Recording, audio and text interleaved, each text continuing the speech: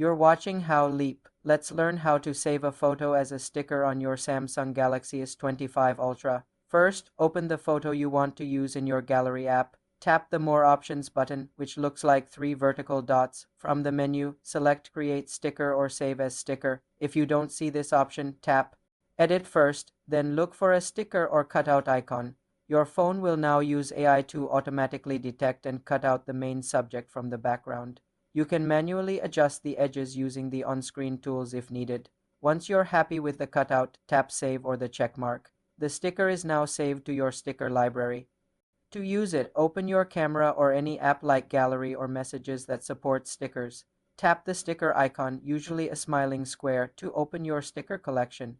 Your newly created sticker will be there. Tap on it to place it on a photo, in a message, or on a video. You can resize and rotate it as needed. This is a fun way to personalize your content. For more simple Samsung tutorials, subscribe to the channel.